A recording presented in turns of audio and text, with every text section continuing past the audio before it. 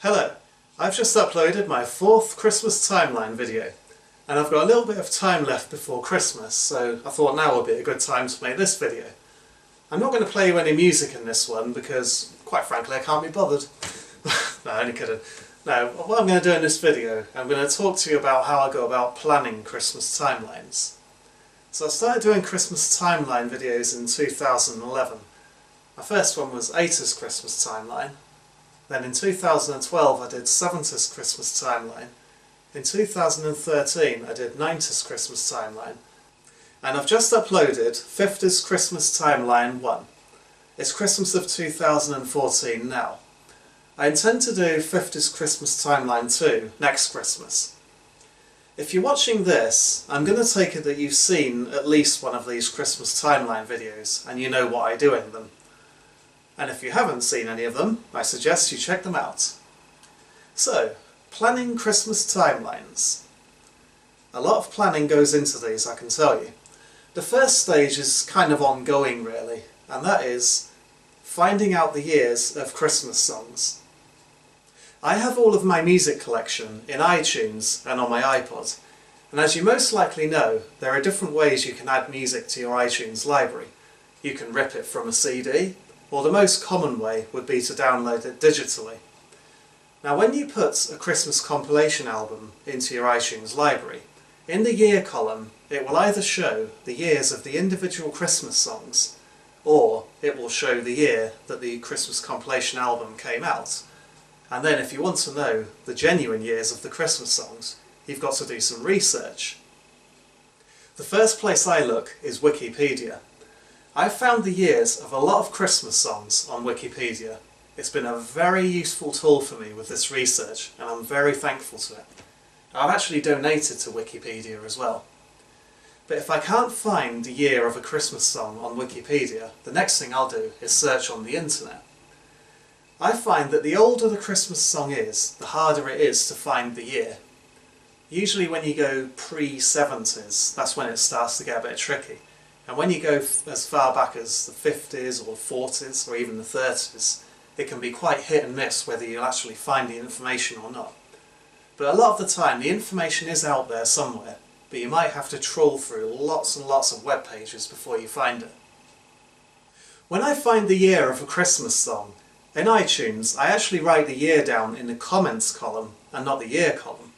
The reason why is that sometimes an album might be right protected or something and you just simply can't change any of the information displayed except for the comments.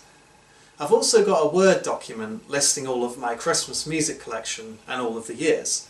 That's backup really, because if I was to lose my iTunes library, which is backed up as well, I don't know if the comments would be backed up, so I've got both.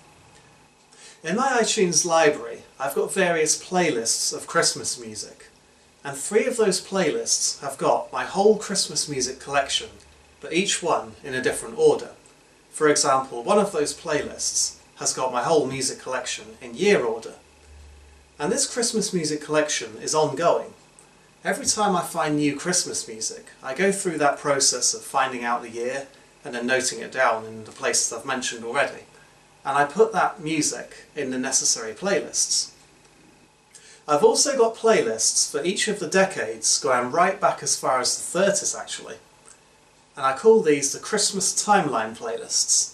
So that brings me on to the second stage of planning Christmas timelines, which is selecting the songs.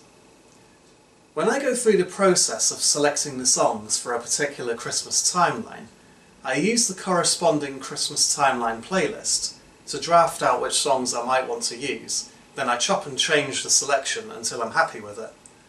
And when I finish a Christmas timeline video, the corresponding playlist shows basically my final selection of songs, and it stays as it is.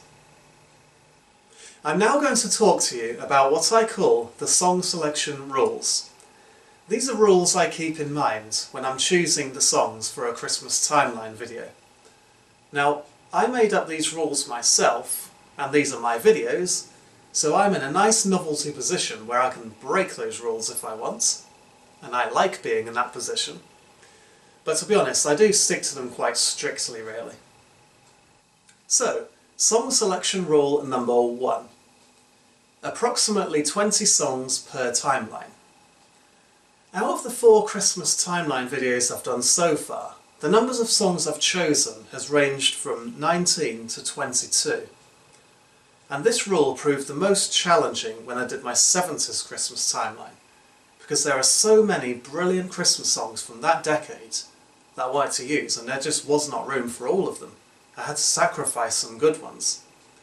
As for the 50s, I found so many Christmas songs from that decade, I felt I had no option but to do 2 Christmas timelines. I've done 1 so far. Song selection rule number 2. 1 to 4 songs per year. So for every year there has to be a minimum of 1 song and a maximum of 4.